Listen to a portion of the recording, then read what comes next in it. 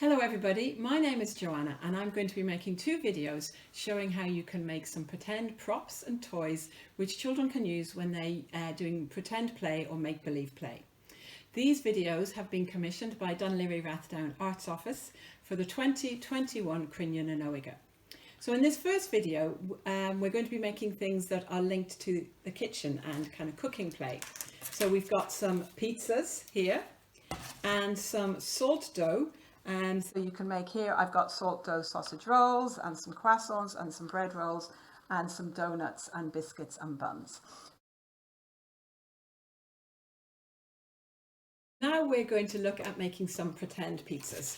So what we need for this is cardboard and some paint and probably reds, browns and this kind of colour here, beigey colour, whatever you have, and some glue and different bits of felt.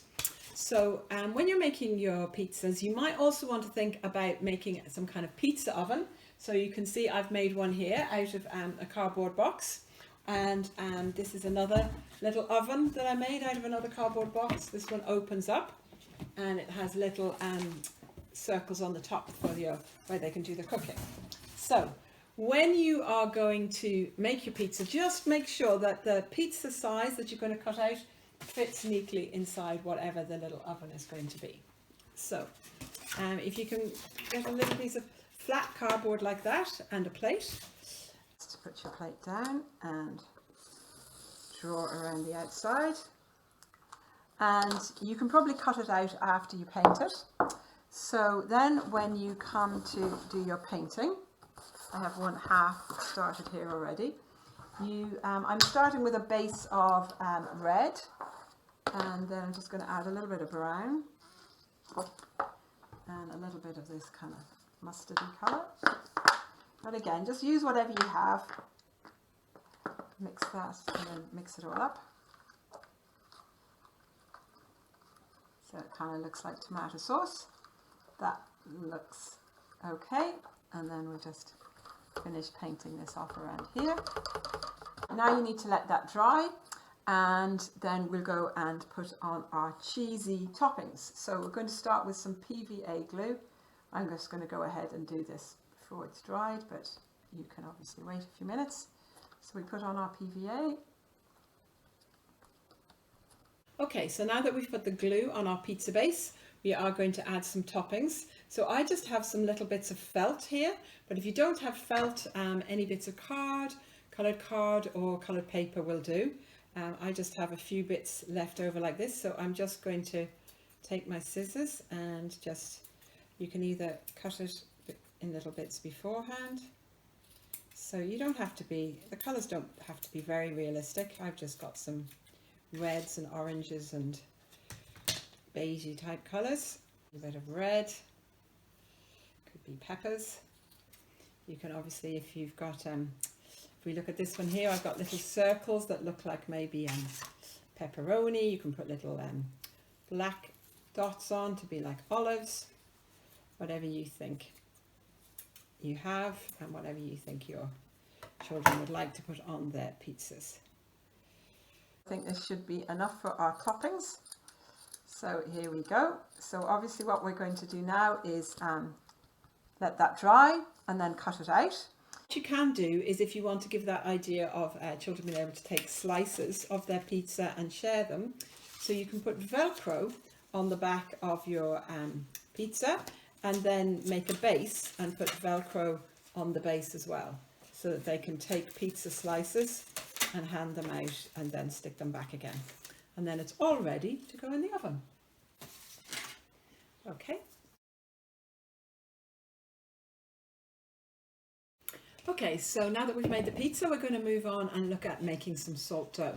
So as I said at the beginning, these are the finished ones, but today we're just going to look at how you make the basic shapes, and then in the next video we're going to look at painting and decorating them.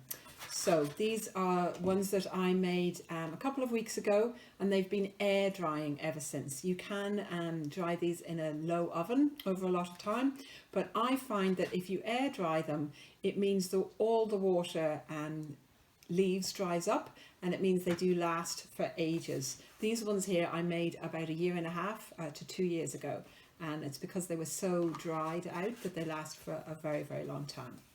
So what do you need to do your salt dough baking? You need some ordinary plain flour, you need some salt, and you need some water. Okay, so we're going to use just an ordinary cup as the measurement. So we're going to start with 1 cup of plain flour, and then half a cup of salt, mix them in, and then half a cup of water. Okay, so we're just going to mix the water into the flour and the salt. Just mix it all in. It might take a few minutes just to combine. Okay, so you can add a little bit flour, a bit more flour if it seems too wet, and if it feels too dry, just add a bit more water. So you can just kind of gauge it. So it needs starting to come together now. So then you can use your hands just to bring it together. You might want to put a little bit of flour on your hands just so it doesn't stick. And then you can start to bring it together like this. Okay, there we go. And we'll take that out. And then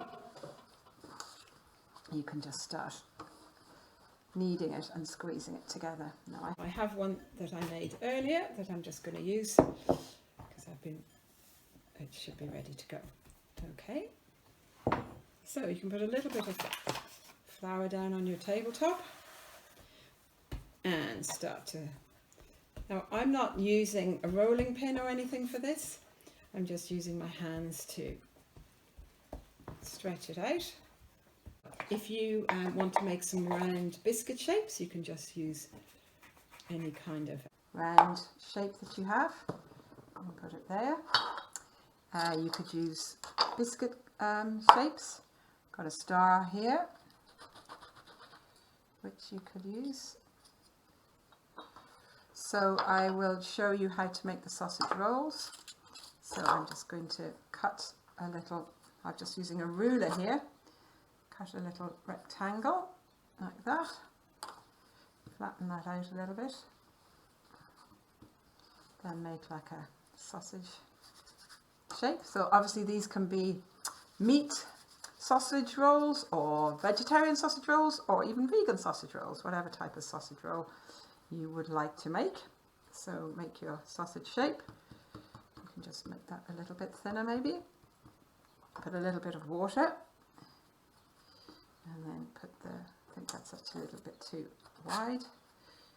There we go. So put your sausage in the middle and then just roll it up to make your sausage roll. So I'll show you now how to make the croissant. So you just want to cut a triangle like that, and then it's quite thick, so I'll just make it a little bit thinner and lay it down. So you've got the 2 arrows on either side like that, and then roll it up like that, and then turn it around into a croissant shape like that. So you could also get some little of these cases and then just roll some up to make like a cupcake. Okay, pop that in like that. Here you can see I've made a bread roll. So to do that, when you just make like a long roll and then make some cuttings on the top. So like that. Obviously I'm doing this very fast. You could take a little bit longer. Make your things like that. These ones are just kind of done with it as a twist. So for the donuts that look like this, you take a larger, make a flattish circle like that, and then find something small like this egg cup to do the middle bit. Push it down like that, and there we've got our donut shape. So what you want to do with all of these pieces now is to put them on some kind of tray, a baking tray or any kind of flat surface, and leave them to dry in a nice warm sunny spot or in a warm spot inside for at least a week. and you want them to get so that they're dry like this. If there's any sign of wet or that you can touch it or squeeze it at all, it's still got a little bit of water inside. Now you can dry these in a very cool oven, so a low oven for a number of hours, or maybe if you've had the oven on, you could put them in at the bottom of the oven when it's been switched off. But the main thing is just to get them as dry as possible, and then next time we're going to look at painting and decorating them. So I hope you've got a few ideas from this first video, and I look forward to seeing you for video 2.